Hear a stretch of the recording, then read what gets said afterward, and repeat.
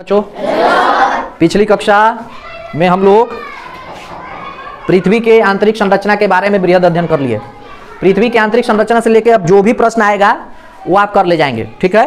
Plate tectonic theory से भी questions आते हैं, वो आप लोग कर लीजिए। हमने ये बताया कि प्लेटों के इस प्रकार की गति के लिए या फिर प्लेटें जब ऐसी गतियां करती हैं तो कुछ प्राकृतिक घटनाएं घटित होती हैं जो मनुष्य के लिए, जो थल पर रहने वाले जीवों के लिए बहुत विनाशकारी हैं।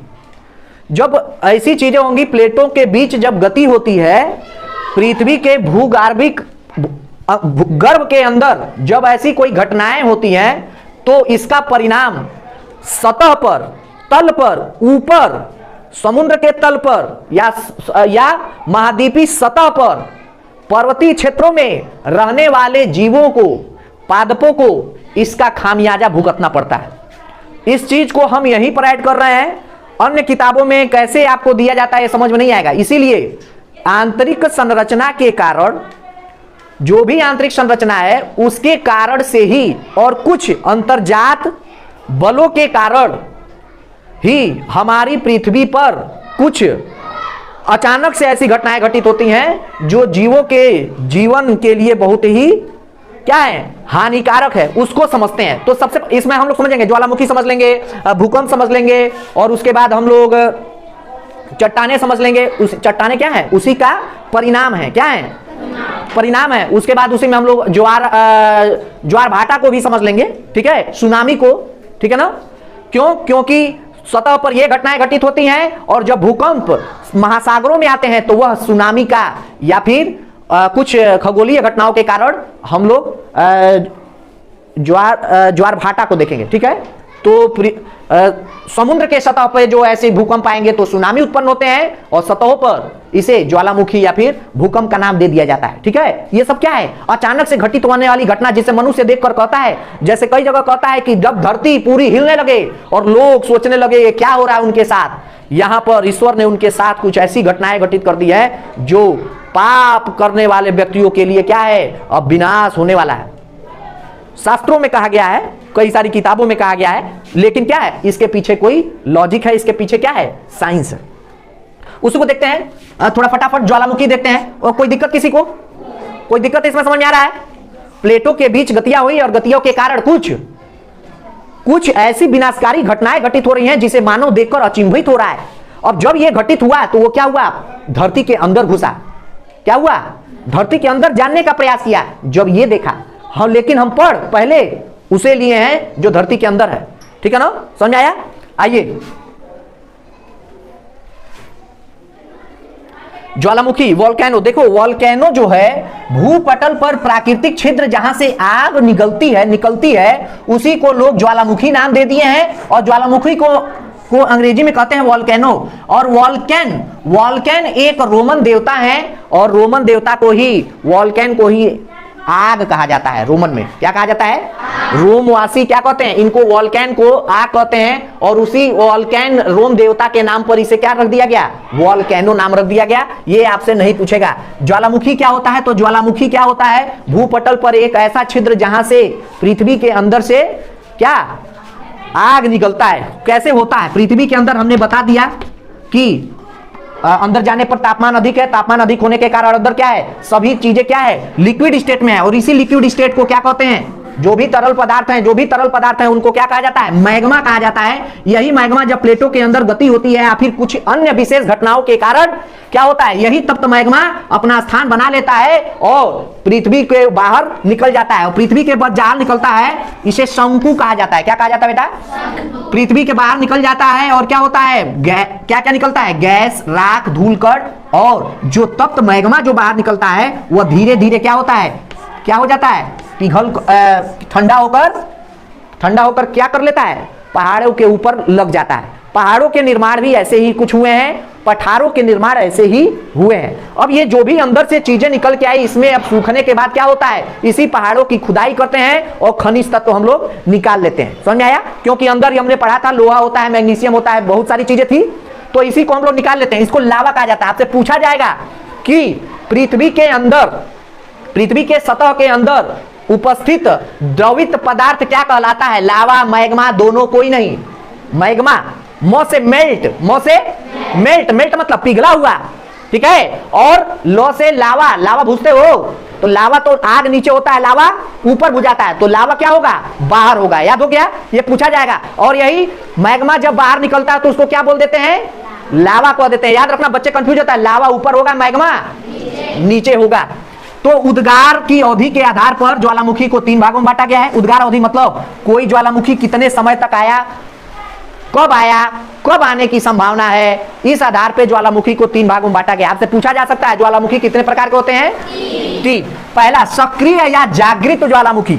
सक्रिय या जागृत, जागृत मतलब जगा हुआ, मतलब निरंतर उसमें से क्या निकल रहा है? लावा निकले जा रहा है, लावा निकले जा रहा है और गैसें निकली जा रही हैं। समझाया ना? जागृत, जैसे डेफिनेशन दे दे, ऐसा ज्वालामुखी जो निरंतर अपने भीतर से क्या कर रहा है? लावा निकाले जा रहा है, लावा निकाले जा रहा है। उसको हम कौन सा ज्वालामुखी कहेंगे? तीनों विकल्प दे देगा, अब चौथा देगा कोई नहीं, तो क्या कहोगे? जागृत। तो जागृत ज्वालामुखी के उदाहरण बहुत आसान है, डेफिनेशन के बारे में बस पूछ लेगा। जागृत ज्वालामुखी का मतलब निरंतर उसमें से क्या हो रहा है? लावा बाहर निकल रहा है और वो जगा हुआ है। स्ट्रोम्बोली उदाहरण बता रहा है, बहुत मस्त इंपॉर्टेंट है।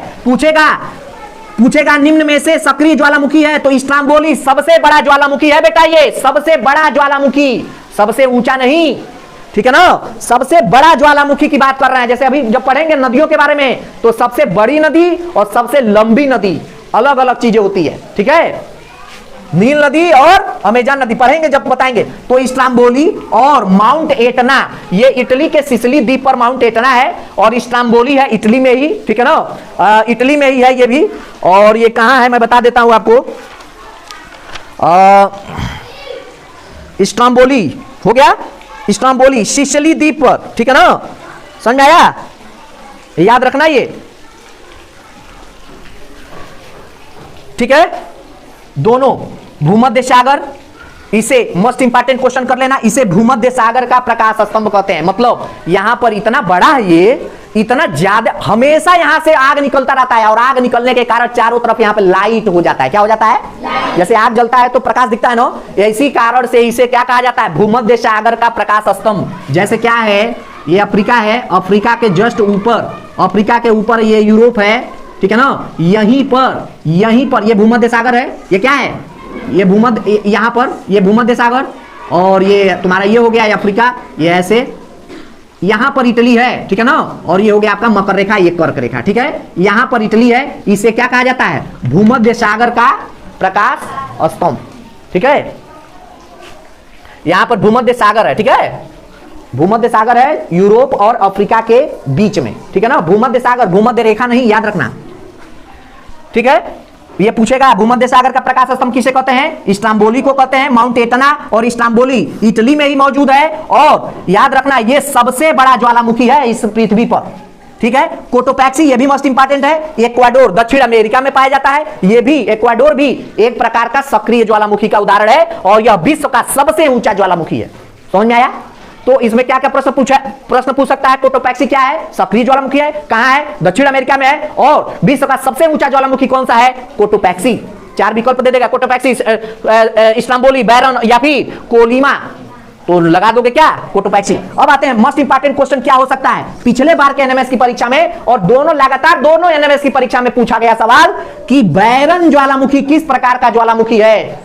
सक्रिय ज्वालामुखी है और यह भारत का एकमात्र सक्रिय ज्वालामुखी है। बैरन याद रखना, ठीक है। बैरन ज्वालामुखी, और यह कहां पाया जाता है? अंडमान निकोबार द्वीप समूह में। अंडमान निकोबार द्वीप समूह की राजधानी बदल गई, ठीक है ना? तो याद रखना बेटा, बैरन, ये दोनों एनएमएस की परीक्षा में पूछा है, इसीलिए यहां है इंपॉर्टेंट, ठीक है ना? भारत में किस प्रकार की ज्वालामुखी है? एकमात्र सक्रिय ज्वालामुखी है जो बैरन द्वीप पर है, अंडमान निकोबार द्वीप समूह में। अंडमान निकोबार द्वीप समूह बहुत सारे द्वीपों का क्या है? कलेक्शन है। क्या है? कलेक्शन है। याद रखना, ये इसलिए इंपॉर्टेंट है। हम तीनों को क्यों रखे हैं? एक सबसे बड़ा है, एक प्रकाश स्तंभ भी है, वही एक सबसे ऊंचा है, ठीक है, और एक भारत का है। समझ आया? इसलिए इंपॉर्टेंट है। एक और है कोलिमा। कोलिमा मैक्सिको उत्तरी अमेरिका में पाया जाने वाला क्या है? सक्रिय ज्वालामुखी। अब आते हैं सक्रिय ज्वालामुखी, समझ में आ गया? तो 3 जो इंपॉर्टेंट है, क्यों इंपॉर्टेंट है मैंने बता दिया। अब आइए हम लोग आते हैं सुषुप्त ज्वालामुखी या प्रसुप्त ज्वालामुखी। सुषुप्त मतलब होता है सोया हुआ। क्या हुआ? सोया। मरा नहीं, सोया हुआ। वो कभी भी जग सकता है, वहां जाने का, छेड़ने का, कभी भी जग जाएगा, और जग गया तो भयंकर रूप लेगा, वहां पर बहुत सारा विनाश फैलाएगा।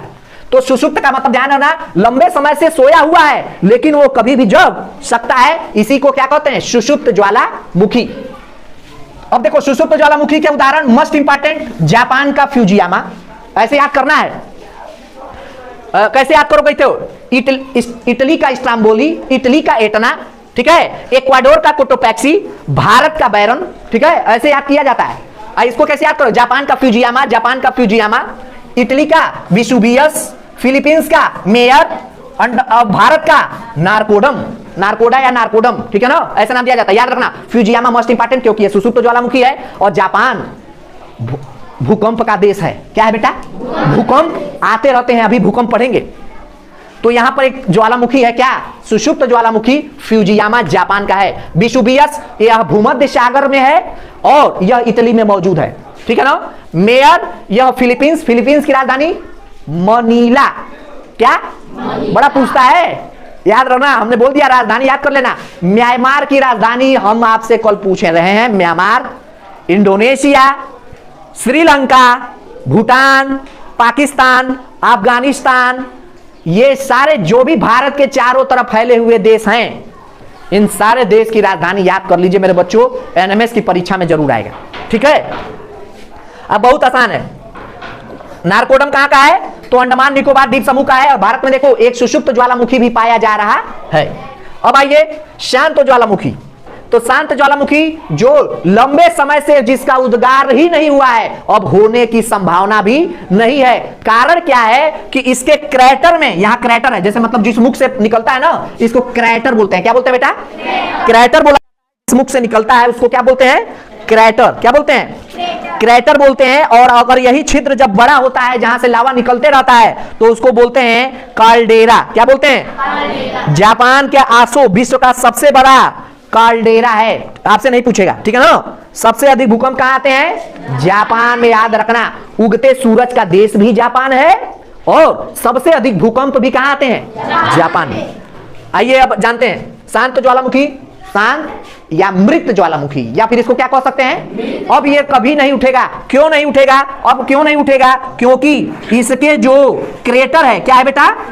क्रेटर में पानी भर चुका है, और यहां पर पानी भर जाने के कारण बहुत सुंदर सुंदर झीलों का विकास हुआ है। आपके लिए एक और प्रश्न कि भारत में या विश्व में ही ले लीजिए, या भारत में भी, हमारे भारत में भी क्रेटर झील के बहुत अच्छे अच्छे उदाहरण है, ये आप पता कर लीजिएगा। बहुत अच्छी अच्छी परीक्षा में भी आता है, ठीक है ना। रिसर्च करके आइएगा, हमें बताइएगा कि निम्न में से क्रेटर झील के उदाहरण क्या क्या है। क्रेटर झील समझ में आ गया? शांत ज्वालामुखी के मुख पर लंबे समय से जब वो मृत हो गया है, तो उस क्रेटर में पानी भर जाने के कारण, ब्लॉक हो जाने के कारण पानी भर गया है। सोचो झील कितना बड़ा होगा, झील तो बहुत बड़ा होता है ना, तो सोचो भूकंप का मुख कितना बड़ा होता होगा, ठीक है। अभी वो बताया ना, क्या बोले? काल्डेरा। देखो काल्डेरा जो है उसकी चौड़ाई 27 मीटर, 27 किलोमीटर, और उसकी परिधि मतलब पूरा सर्कल, उसकी परिधि है 112 किलोमीटर। 112 किलोमीटर, सोच लो इतना बड़ा है जापान का, ठीक है। तो 112 किलोमीटर समझ लो ना, यहां से गोरखपुर जाओगे तो 55 पड़ता है, फिर 55 उधर जोड़ लो, कितना बड़ा झील अगर उसमें पानी भर जाए तो। समझ में आया? तो इस क्रैटर में क्या हो गया है? पानी भर जाने के कारण बहुत सुंदर सुंदर झीलों का विकास हुआ है। आपका यह प्रश्न है कि आप क्रैटर झील के एग्जाम्पल हमें बताएंगे, ठीक है। अब शांत ज्वालामुखी के कुछ उदाहरण देख लेते हैं। पोपा म्यांमार का, ठीक है, या पोप बोला जाता है, याद रखना। थोड़े थोड़े शब्दों में हेरफेर हो जाता है, इसीलिए कहते हैं इंग्लिश भी जान लेना, ठीक है ना। पोप या पोपा, ठीक है, म्यांमार का है। और मैंने आपसे पूछा म्यांमार की राजधानी, क्योंकि म्यांमार वाले अपनी राजधानी बड़ा बदलते हैं, ठीक है। अब आते हैं Oregon, USA, United state of America. चिम्बराजो, दक्षिण अमेरिका, ठीक है बेटा। ज्वालामुखी के बारे में आपसे ये प्रश्न किए जाएंगे। मोस्ट इंपॉर्टेंट मैंने बता दिया बैरन, कोटोपैक्सी, स्ट्रोम्बोली, या फिर उससे भी क्वेश्चन उठाए कितने प्रकार के ज्वालामुखी होते हैं, और अगर कोई ज्वालामुखी निरंतर लावा उगल रहा है तो उसको किस प्रकार का ज्वालामुखी कहेंगे। अगर लंबे समय से सोया है लेकिन कभी भी जग सकता है तो क्या कहेंगे। अगर लंबे समय से सो गया है और उसके क्रेटर में पानी भर गया है तो उसको क्या कहेंगे। जरूरी नहीं है क्रेटर में पानी भरा हो, मैंने कुछ एग्जाम्पल बताए, ठीक है ना। तो याद रखना, और एग्जाम्पल पूछा जा सकता है, भारत में एकमात्र सक्रिय ज्वालामुखी भारत के किस राज्य में मौजूद है। अंडमान निकोबार द्वीप समूह में, और बैरन द्वीप पर, उसको बैरन ज्वालामुखी नाम ही दे दिया गया है, ठीक है, अंडमान निकोबार द्वीप समूह, ठीक है ना। अब आइए हम बात करते हैं भूकंप, अर्थक्वेक की बात करते हैं। पृथ्वी का अचानक से हिलना, पृथ्वी की भूपर्पट्टी का अचानक से हिल जाना क्या कहलाता है, भूकंप कहलाता है। भूकंप जब आता है तो इंसान के भीतर एक भयंकर भय पैदा होता है, अब उसे लगता है कि अब दुनिया में मुझे कोई बचा नहीं सकता, वो खुद डगमगाने लगता है, ठीक है ना। तो यह भूकंप इंपॉर्टेंट इसलिए है कि हर एक बच्चे के दिमाग में होता है भूकंप आ गया, भूकंप आ गया। जैसे छोटे से बच्चे को अगर आसमान में उड़ता है जहाज दिखा दो तो उसे बताने की जरूरत नहीं है दोबारा कि बताओ बेटा ये क्या है, वो बताता है जहाज है। क्या है, कुछ ऐसी चीजें घटित होती हैं जो इंसान पहली बार देखता है और बड़ा अचंभित होता है, तो उसके कॉन्शियस माइंड में, उसके दिमाग में पूरी तरह से घुस जाता है और वो फिर निकलता नहीं है। इसीलिए क्वेश्चन बना, देखो ज्वालामुखी सब लोग नहीं देखते हैं लेकिन भूकंप सब जिंदगी में अपने गुजरते हैं। अब भूकंप में बड़ी मजा आता है, जैसे बच्चों को डोलने में बड़ा मजा आता है, तो भूकंप से क्वेश्चन आना स्वाभाविक है। अगर पीएनपी सुन रही है तो भूकंप से क्वेश्चन बना देना चाहिए। देखते हैं बेटा भूकंप क्या होता है। तो पृथ्वी के अंदर किसी स्थान पर, पृथ्वी के अंदर हमने बताया था ना, पृथ्वी की प्लेटें हैं, उसके अंदर तुम्हें घुसाया था कल, पृथ्वी के अंदर फोकस, क्या बोलते हैं इसको, फोकस, फोकस बिंदु, या उसको कहते हैं फोकस या भूकंप मूल। क्या बोलते हैं इसको हिंदी में, भूकंप, भूकंप मूल बोलते हैं बेटा, फोकस। फोकस बिंदु के बाद जब फोकस बिंदु में मान लो प्लेटें टूटी या प्लेटों के बीच अभिसारी या सारी गति हुई, ठीक है, बताया था।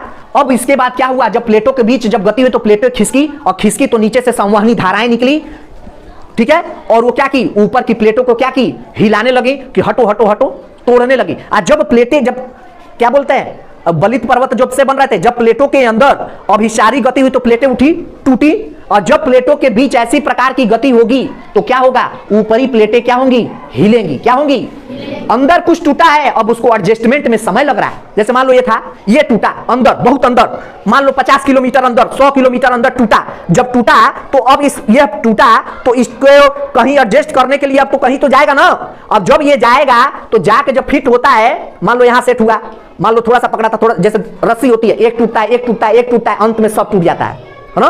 तो एक टूटता है तो हिलने लगते हो, बचा बचा बचा बचा, फिर दूसरा टूटा है, रुको रुको रुको रुको, अंत में जब टूटता है तो सब, तो थोड़ा सा टूटता है तो क्या होता है, धरती के ऊपर प्लेट हिलती है, धीरे से हिलती है, फिर थोड़ा सा और टूटता है और तेज हिलने लगती है, फिर थोड़ा सा और टूटता है और तेज हिलने लगती है, और फिर क्या होता है, धीरे से टूट के सही जगह जाके बैठ जाता है। और जब बैठ जाता है तो फिर धीरे धीरे हिलता है, अपने आप को प्लेटें क्या कर लेती हैं, सेटल कर लेती हैं। इसीलिए जब भूकंप आता है तो तुम्हें अलर्ट करता है। क्या करता है, अलर्ट करता है। क्या, पहले धीरे टूटेगी, ऐसा थोड़ी अचानक से टूट जाएगा, नहीं ना, पहले थोड़ा सा खिसकेगा, फिर धीरे से खिसकेगा, फिर धीरे से खिसकेगा, फिर एक बार थोड़ा तेज खिसकेगा, और वही जब तेज से घुसकता है तो कहते हैं लोग बहुत तेज भूकंप आ गया। और फिर उसके बाद जाके कहीं फिट हो जाएगा, जब फिट होगा तो क्या होगा, जाके बैठेगा ना, आराम से बैठेगा ना, एक बार थोड़ी जाके बैठ जाएगा, फिर धीरे धीरे भूकंप आता है। इसीलिए देखो पहले धीरे धीरे हिलता है, फिर धड़ धड़ धड़ हिलने लगता है, और फिर आराम से हिलता है। जब भूकंप धीरे धीरे आए तो समझो अभी तेज आने वाला है, और जब खूब तेज आके फिर धीरे धीरे आने लगे तो समझो अब कोई टेंशन नहीं है। प्रश्न आपसे पूछा जा सकता है, यदि भूकंप आ रहा है तो निम्न में से क्या करना चाहिए।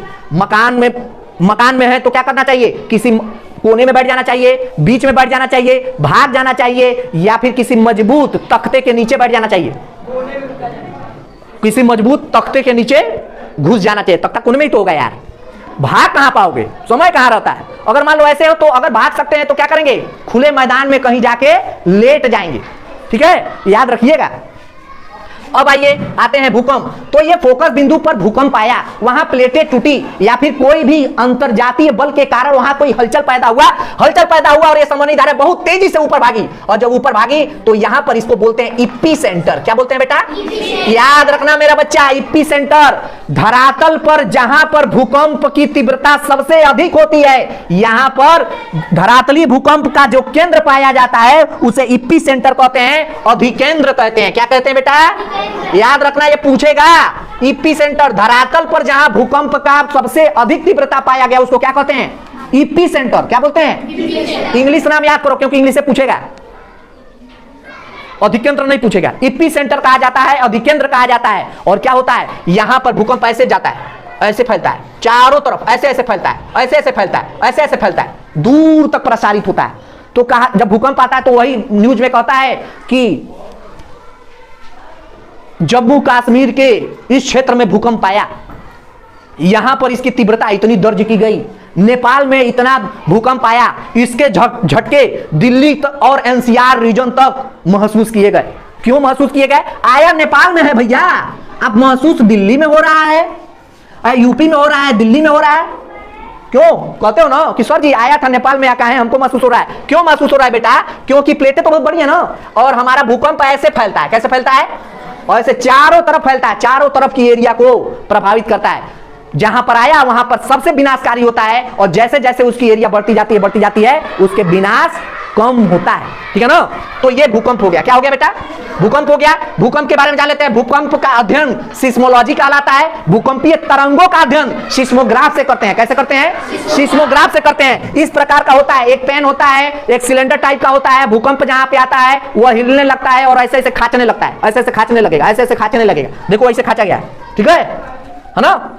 तो तरंगों का, भूकंपीय तरंगों का अध्ययन किसके द्वारा करते हैं? सिस्मोग्राफ के द्वारा। भूकंप तीव्रता को किस में मापते हैं? रिएक्टर स्केल पे मापते हैं, रिएक्टर पैमाने पर मापते हैं। इस स्केल को दो बार इन्वेंट किया गया है। एक पहला बार जो रिएक्टर स्केल, रिएक्टर नामक उसने किया था, ठीक है। रिएक्टर स्केल में 0 से लेकर 10 तक होता है।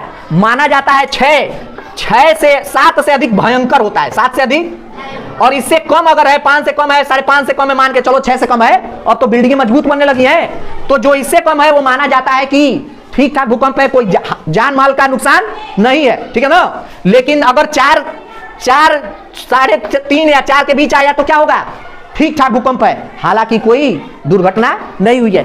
ये सामान्य भूकंप है, कोई बात नहीं, यह महसूस भी नहीं होंगे तुम्हें, ठीक है ना। मतलब पंखा नहीं हिलेगा, इसमें पंखा हिलने लगेगा और इसमें क्या होगा? बिल्डिंगें गिर जाएगा, क्या हो जाएगा? इसीलिए अल्ट्राटेक सीमेंट से घर बनाना, ठीक है। समझ आया? आते हैं, बोलता है ना अल्ट्राटेक मजबूती ऐसी जो दीवार न हिला पाए। अब आते हैं भूकंप आने के क्या क्या कारण है। तो भूकंप आने के कारण बता दिया, प्राकृतिक कारण भी हो सकते हैं और मानवीय कारण भी हो सकते हैं। प्राकृतिक कारण में बता दिया, ठीक है। मानवीय कारण में क्या क्या है? परमाणु बम तुम फोड़ रहे हो, प्रदूषण फैला रहे हो, ये सभी क्या करेंगे? भूकंप के कारण होंगे। डैम बना दे रहे हो, चाइना वालों ने एक ऐसा डैम बनाया कि उससे पृथ्वी की धुरी घिसक रही है, पृथ्वी की, ये माना जा रहा है पृथ्वी की धुरी घिसक रही है, वो घूमता जा रहा है। उत्तरी ध्रुव अक्षांश जो अपने 23.5 डिग्री अक्षांश से झुकी है ना, उसका झुकाव अलग होता जा रहा है। डैम बना दिए हैं लोग, बांधो, क्या है? उत्तरी गोलार्ध में पानी उधर है तो उत्तरी गोलार्ध में क्या किए लोग? खूब लोग डैम बनाते हैं। डैम क्या होता है? बांध, पानी को रोकते हैं लोग। जैसे 2 पहाड़ है ना बेटा, इन पहाड़ों के बीच बांध बना दिया और इधर से पानी आ रहा है, पानी रुके हुए, अब पानी को रोक रहा हो, पानी बहने के लिए है। अब ये लोग डैम बना दिए तो क्या है? उधर क्या है? जब भार पड़ेगा तो पृथ्वी के अंदर जो प्लेटें हैं वो क्या होंगी? भार को सह नहीं पाएंगी, और जब सह नहीं पाएंगे, जैसे क्या है, क्यों नहीं सह पा रही है? जैसे मैंने बताया, महासागर पानी रोकने के लिए बना है और महाद्वीप हमें रोकने के लिए बना है। तुम पानी रोकवा रहे हो, इतना भी इंजीनियर नहीं जानता है। क्यों? महासागरों का जो तल है वो किससे बना है? बेसाल्ट चट्टानों से बना है। बेसाल्ट की क्षमता ग्रेनाइट से अधिक है, और तुम महाद्वीप क्षेत्र में पानी रोकने चले हो। पानी का वजन रुकेगा नहीं, उसको धारण करने की क्षमता केवल किसके अंदर है? बेसाल्टिक चट्टानों के पास है।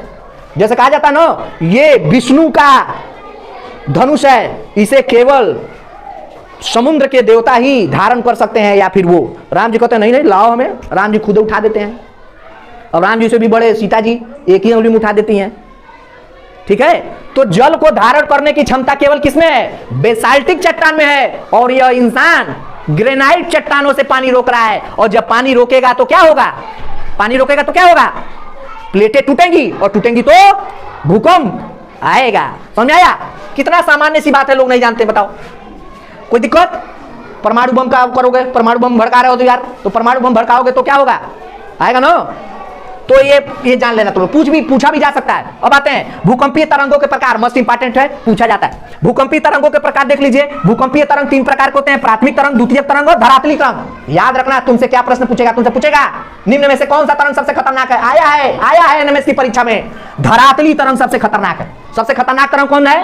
धरातली तरंग। यह धरातल पर चलता है और इसकी गति बहुत तेज होती है, विनाशकारी होती है, पूरा बिल्डिंग तहस नहस कर देगा। प्राथमिक तरंगे प्राइमरी वेव कहा जाता है, इसको पी वेव कहा जाता है। यह किसी भी प्रतियोगी परीक्षा में पूछा जाने वाला सबसे अच्छा सवाल है, बहुत बार पूछता है। प्राथमिक तरंगों को पी तरंगे कहते हैं और यह पी तरंगे अनुदैर्घ्य तरंगे हैं। अनुदैर्घ्य मतलब ध्वनि तरंगे जिस प्रकार चलती हैं उसी प्रकार ये अनुदैर्घ्य मतलब लंबवत चलेंगी। ठीक है, समझ में आया ना? ये लंबवत चलती हैं। और द्वितीय तरंगे सेकेंडरी वेव या यस तरंगे कहा जाता है। यह अनुप्रस्थ तरंगे हैं। क्या है बेटा? अनुप्रस्थ तरंगे हैं। हम जब आएंगे फिजिक्स में तब पढ़ेंगे अनुप्रस्थ अनुदैर्घ्य क्या होता है। अब आते हैं धरातली तरंगे। सबसे विनाशकारी तरंगे हैं, सबसे खतरनाक तरंगे हैं। और प्राइमरी तरंगे देखो बहुत कम डेविएशन हो रहा है, बहुत कम हलचल हो रहा है, इसीलिए प्राइमरी तरंगे बहुत चीजें महसूस नहीं हो रही है। फिर थोड़ा ज्यादा डेविएशन होने लगा सेकेंडरी तरंगे, और बहुत ज्यादा होने लगा टर्शियरी या धरातलीय तरंगे। ठीक है, तो इस प्रकार से याद रखिएगा पी वेव, यस वेव और एल वेव धरातलीय तरंगे। ठीक है बेटा, समझ आया? कुछ विशेष बातें इन तरंगों के बारे में थोड़ा आप लोग वो कर जान लीजिए, हम बस पढ़ दे रहे हैं। इसका अनुभव पहले किया जाता है, इसके वेग सर्वाधिक होता है। पृथ्वी के प्राथमिक तरंगों की बात कर रहे हैं, पृथ्वी के आंतरिक भाग में गमन करती है। पी वेव ठोस, द्रव, गैस तीनों में चलता है। कोड करो, आएगा। ठोस, द्रव, गैस पदार्थ की तीनों अवस्था में पाया जाता है। ठीक है ना? पी तरंगे, ठीक है ना? पदार्थ के तीनों माध्यम में यह चलेगा। मतलब क्या है कि पृथ्वी के अंदर अगर कहीं जल है तो भी चलेगा, कहीं ठोस है तो भी चलेगा, और कहीं गैस है तो भी चलेगा। डिटेक्ट किया जा सकता है। ठीक है, चलता है गति, किंतु तीव्रता सबसे कम होती है, जो अभी हमने बता दिया। ठीक है बेटा, अब द्वितीयक तरंगों के बारे में क्या इंपॉर्टेंट मैंने बता दिया। ठोस, द्रव, गैस तीनों में चलता है। पी वेव, इसका वेग कम होता है, पृथ्वी के आंतरिक भागों में गमन कर सकता है, चल सकता है। द्रव में गमन हो जाता है, केवल ठोस में चल सकती है, गायब हो जाता है। गमन में गायब, द्रव में गायब हो जाता है। अब इसी के द्वारा बताया जा सकता है कि पृथ्वी के अंदर लिक्विड स्टेट में भी कुछ है। बता सकते हो? बता सकते हो? कैसे पता कर लेंगे? भूकंपी तरंगों के आधार पर पता कर लिया कि पृथ्वी के अंदर लिक्विड स्टेट है, क्योंकि द्रव में एस वेव चल नहीं रहा है, ठोस में चलता है। ठीक है ना?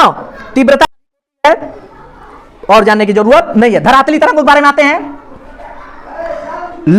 क्या बोलते हैं इसको? लव वेव कहते हैं। देखो इधर, पृथ्वी के धरातल पर चलता है, धरातल के भीतर नहीं चलता है। जैसे ऊपर देख रहा हूं, बनाया ना, धरातल के ऊपर। वेग सबसे कम होता है, तीव्रता सबसे अधिक होती है। वेग कम लेकिन तीव्रता, मतलब ऐसा नहीं है तुरंत भाग जाएगा, धीरे चलेगा लेकिन पूरा हिला देगा।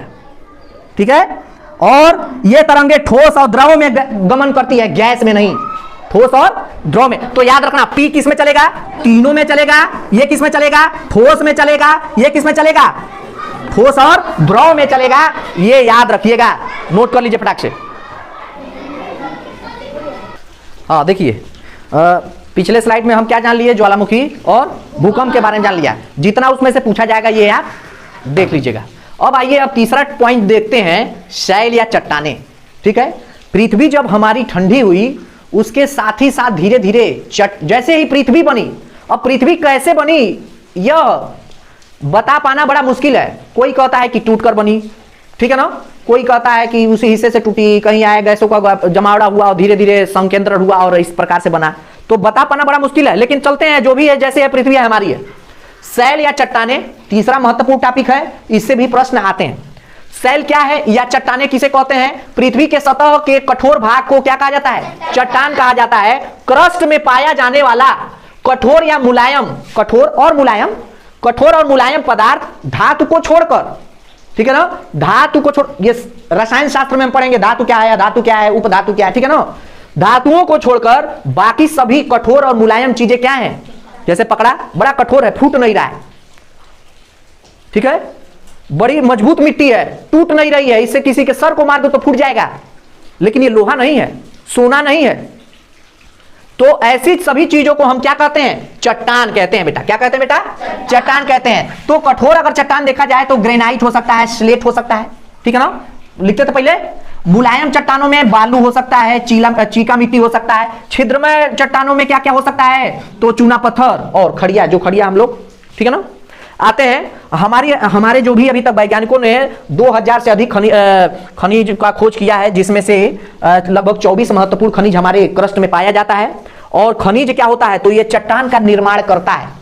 खनिज क्या है, चट्टान, जो भी चट्टान बना है वो खनिजों से ही बना हुआ है। उसमें चट्टान निर्माण करता कौन है, खनिज है। अभी खनिज भी रसायन शास्त्र में पढ़ेंगे। किस में पढ़ेंगे, बहुत पूछता है खनिज। अब देखें इन 24 महत्वपूर्ण खनिजों में 6 महत्वपूर्ण खनिज हैं। इसमें भी कितने महत्वपूर्ण खनिज हैं, ये क्या है, अधिक मात्रा में पाया जाता है। ये क्या होता है बेटा, जैसे क्रस्ट निकाला, मान लो हमने मिट्टी निकाली, खुदाई करके क्रस्ट बता दिया था 30-35 किलोमीटर है, उसको निकाला, उसमें से हम पाते हैं लगभग 2000 से अधिक खनिज हैं। इन 2000 खनिजों में सबसे अधिक मात्रा जो पाई गई है 24 महत्वपूर्ण खनिजों को पाई गई। उसमें से भी अगर किसी को देखा जाए महत्वपूर्ण जो मूल खनिज हैं, जो बहुत अधिक मात्रा में है, वह 6 ही मूल खनिज हैं। कौन कौन, अभ्रक जो भारत में सबसे अधिक पाया जाता है। पेंसिल में क्या पाया जाता है, ग्रेफाइट। क्या पाया जाता है, ग्रेनाइट नहीं, ग्रेफाइट, याद रखना। अभ्रक भारत में सबसे अधिक पाया जाने वाला खनिज है। क्वार्ट्ज, फेलास्फर, पायराटॉक्सिन, एफिबोस और ओलिबीन। ये आपसे नहीं पूछेगा, बस याद जान लिए 6 मूल खनिज हैं। अब आइए अगला जानते हैं चट्टानों के प्रकार। हमने ये बता दिया चट्टान है, तो चट्टान के बारे में आप समझ लो। पृथ्वी के भूपरपट्टी में पाए जाने वाली सभी चीजें क्या है, क्या है, चट्टान है। अगर मुलायम है और कठोर है तो ठीक है, लेकिन लोहा नहीं होना, धातु नहीं होना चाहिए। धातु हम आगे पढ़ेंगे। चट्टानों के प्रकार, तो चट्टान हमारे चट्टानों को 3 प्रकार से बांटा गया है। आग्नेय या मातृ चट्टानें, प्राइमरी आग्नेय इग्नियस रॉक, अवसादी या परतदार चट्टानें, रूपांतरित या कायांतरित। कायांतरित मतलब काया मतलब देह, देह को अपने बदल लिया है, था पहले कुछ और कुछ कारण से वह दूसरे रूप में बदल गया, उसी को क्या कहा जाता है, कायांतरित। क्या कहा जाता है, रूपांतरित, रूप बदल लिया है, काया बदल लिया है। तो चट्टान 3 तरह का होता है, इग्नियस, सेडिमेंट्री एंड मेटामॉर्फिक, ठीक है ना।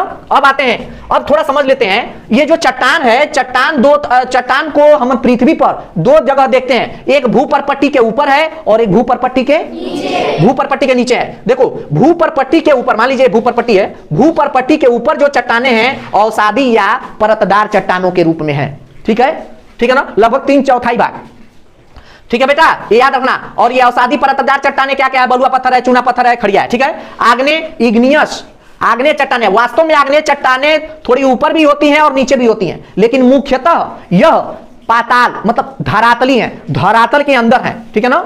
ये हमारे नीचे पाई जाती हैं। क्यों, आग्नेय चट्टानें, क्या बेटा, तो भूपरपट्टी के नीचे आग्नेय चट्टानें पाई जाती हैं और भूपरपट्टी के ऊपर परतदार या अवसादी चट्टानें पाई जाती हैं। और आग्नेय चट्टानें हमने बता दिया है, यह मूल चट्टानें हैं। तो ग्रेनाइट और बेसाल्ट ये क्या है, अवसादी चट्टानें। ये क्या है, अवसादी चट्टानें। याद रखना, ग्रेनाइट से क्या बना है, महाद्वीप, और बेसाल्ट से क्या बना है, महासागर। याद रखना। अब आते हैं हम लोग इग्नियस रॉक पे, कुछ इंपॉर्टेंट चीजें इग्नियस रॉक के बारे में। यह प्राथमिक चट्टानें हैं।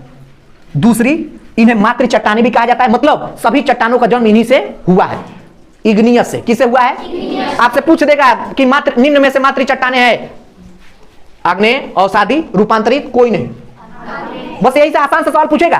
तो आग्नेय चट्टान प्राथमिक चट्टानें कही जाती है, मातृ चट्टानें कही जाती हैं। और इनका निर्माण मैग्मा के निकलने से, जो लावा जब निकलता है तो उसी लावा के कठोर हो जाने से क्या हुआ है, आग्नेय चट्टानों का निर्माण हुआ है। जीवाश्म नहीं पाए जाते हैं। इसका कारण क्या है, जीवाश्म क्यों नहीं पाए जाते हैं, जैसे ही पृथ्वी हमारे सामने आई, जैसे ही पृथ्वी की रचना हुई, तो रचना कैसे हुई, पृथ्वी तो थी, लेकिन पृथ्वी ने जैसे ही अपने आप को विकसित किया, तो उसके साथ ही साथ सबसे पहले कोई जो चट्टानें बनी पृथ्वी के सतह पर, वह कौन सी चट्टान थी, आग्नेय। इसीलिए जब कोई जीव ही नहीं रहेगा, कोई पादप ही नहीं रहेगा, तो जीवाश्म होने की कोई संभावना ही नहीं है। जीवाश्म मतलब कोई जीव मर गए, पौधे दब गए और वो क्या हो गए, जीवाश्मों का रूप ले लिए। जीवाश्म का रूप ले लिए तो कोयला बदल गया, तेल बदल गया, ठीक है ना, समझ में आया। गैसें मिलने लगी, तो जैसे तेल कैसे मिलता है, जीवाश्मों के दबने से मिलता है। जीवाश्म मतलब पेड़ हो गया, बहुत बड़े बड़े जानवर हो गए, वो जब मर जाएंगे तो क्या हो जाएगा, वो धरातल में दब गए। धरातल में दबने के बाद रासायनिक प्रक्रिया हुई और वो क्या हो गए,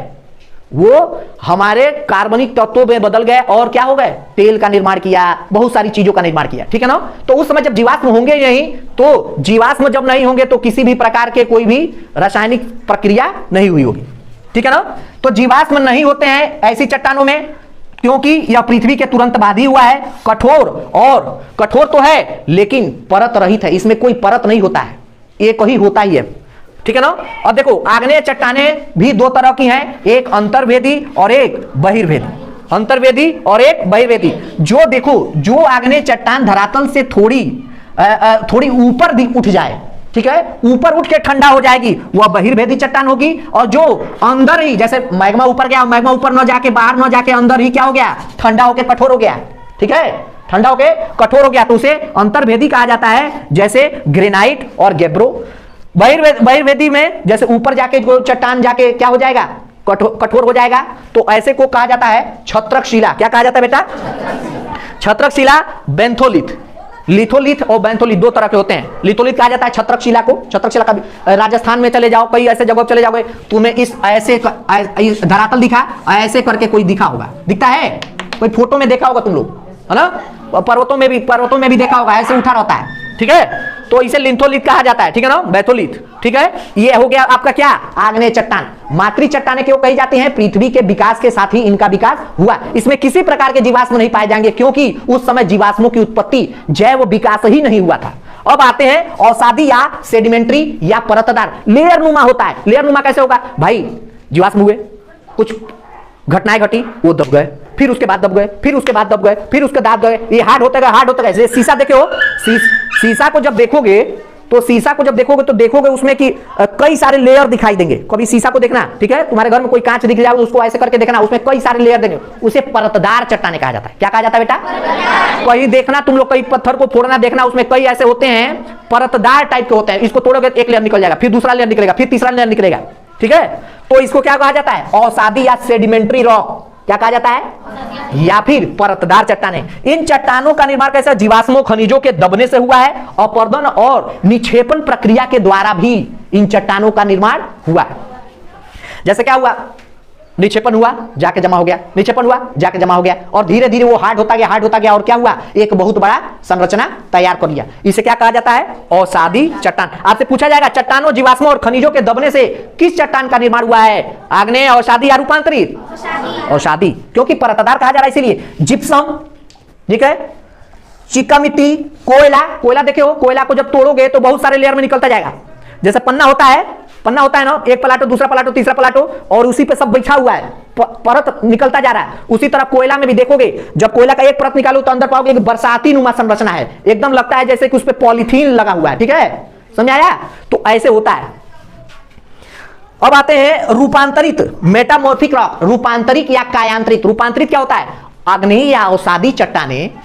अब देखो हम मातृ चट्टानें क्यों कह रहे हैं, क्योंकि सभी चट्टानों का निर्माण, बाकी औषधि और रूपांतरित चट्टानों का निर्माण किससे हुआ है, आग्नेय चट्टान। आग्नेय चट्टानें बनी और फिर उसके बाद दबती गई, रूपांतरित में क्या हो गई, औषधि बदल गई। अब औषधि चट्टानें या फिर आग्नेय चट्टानों को बहुत दबा दिया जाए, उसको बहुत लंबे समय तक उसको दाब दिया जाए तो रूपांतरित में बदल जाता है। जैसे कोयला हीरा में बदल जाता है, समझ आया। दबाया जाएगा, सामान्य दबाया जाएगा तो क्या होगा, कोई लकड़ी को लंबे समय तक दबा दो तो लकड़ी कोयला में बदल गया, ठीक है, तो क्या हो गया, औषधि, ठीक है। कोयला को बहुत ज्यादा समय तक दबा दो तो क्या हो गया, हीरा। तो यानी कि अगर हम लकड़ी को लंबे समय तक दबा दे तो हीरा बन जाएगा, और कम समय तक दबाए तो कोयला बन जाएगा। इसीलिए कोयले की खादान से हीरा पाया जाता है, समझ में आ गया। तो मातृ चट्टानें इसीलिए हैं कि बाकी सभी चट्टानों का निर्माण इन्हीं से हुआ है। इनसे रूपांतरित भी बनता है और रूपांतरित इससे भी बनता है, समझ में आया। कोयला को दबा देंगे तो क्या बन जाएगा, हीरा, और लकड़ी को दबा देंगे तो भी हीरा बनेगा, और लकड़ी को दबाएंगे तो कोयला भी बनेगा। तो रूपांतरित चट्टानें समझ में आ गया।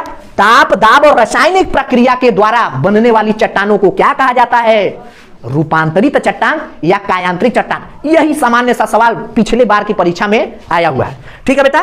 तो याद रखिएगा, उदाहरण क्या है, तो संगमरमर, कच्ची ईंट, ठीक है ना। तो ये सब चीजें आपके रूपांतरित चट्टानों के उदाहरण हैं, ठीक है ना। तो कुछ बस इंपॉर्टेंट बस ऐसे ही बता दे रहे हैं, हमने बता दिया कैसे चट्टाने बनेगा। देखो चट्टानों के बनने की प्रक्रिया ऐसे चलती रहती है, ठीक है। फिर ऐसे होगा, फिर वो लंबे समय तक दाब हो जाएगा, फिर वो आग्नेय चट्टान बदल जाएगा, फिर आग्नेय चट्टान रूपांतरित में रूपांतरित हो जाएगा, चाहे अवसादी में बदल जाएगा। ऐसे चट्टान चक्र कहते हैं इसको। क्या कहते हैं बेटा? रॉक साइकिल इसको कहा जाता है। चट्टानों के बनने और विनाश होने की प्रक्रिया निरंतर चलती रहती है। तो देखो आग्नेय चट्टान से रूपांतरित चट्टान, मैंने बताया कि आग्नेय से सीधे रूपांतरित में, जैसे लकड़ी से क्या बन गया? हीरा। क्या क्या? ग्रेनाइट से नीस बनता है। क्या बनता है? नीस। तो पूछ दिया था शायद एक बार परीक्षा में पूछा है, नीस क्या है? रूपांतरित चट्टान है, ठीक है। तो आग्नेय चट्टान मैंने बता दिया ग्रेनाइट। तो ग्रेनाइट सीधे नीस में बदल रहा है, तो नीस क्या होता है? एक रूपांतरित चट्टान है। क्या है बेटा? रूपांतरित चट्टान। बेसाल्ट कहां पता है? यहां पे बेसाल्ट चट्टान सीधे किस में बदलता है? सिल्ट में बदलता है। किस में बदलता है? रूपांतरित चट्टान। और देखो कुछ अवसादी चट्टान, अब हम बता रहे हैं अवसादी बदलेगा किसमें? रूपांतरित में। तो कौन कौन से ऐसे हैं जो अवसादी चट्टान है? जैसे कोयला किस में बदला? हीरा में। या ग्रेफाइट जो पेंसिल में इस्तेमाल कर रहे हो, जो ग्रेफाइट पेंसिल में इस्तेमाल कर रहा हो, ये क्या है? ग्रेफाइट क्या है? रूपांतरित चट्टान है जो किससे बदला हुआ है? अवसादी से, कोयला से, ठीक है ना बेटा। हीरा चूना पत्थर से संगमरमर का बन जाना, जैसे संगमरमर जो घर पे लगा रहे हो ना सफेद सफेद, वो किससे बना है? चूना पत्थर से। चूना पत्थर क्या है? अवसादी चट्टान है।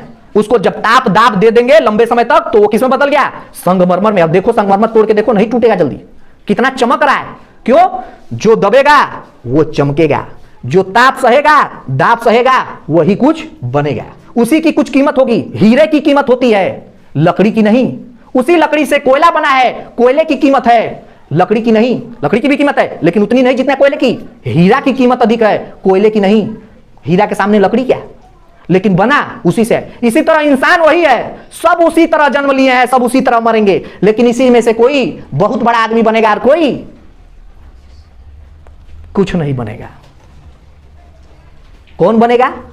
जो ताप और दाप सहेगा, जिसके अंदर ललक होगा, जो अपने नींदों को गवाएगा, जो हिम्मत के साथ खड़ा होगा, जो अपने आप को समय देगा। सबसे बड़ी बात यहां पे क्या लग रहा है?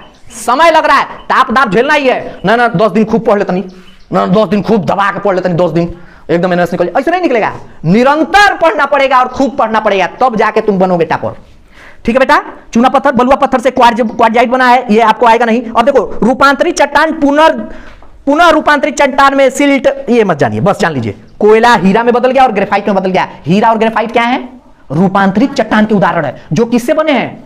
कोयला से। और कोयला क्या है? अवसादी चट्टान है। अब कहो देखिए लकड़ी, तो लकड़ी कोई चट्टान थोड़ी है, लेकिन लकड़ी क्या हो गया? जीवाश्म दबे तो अवसादी चट्टान बने।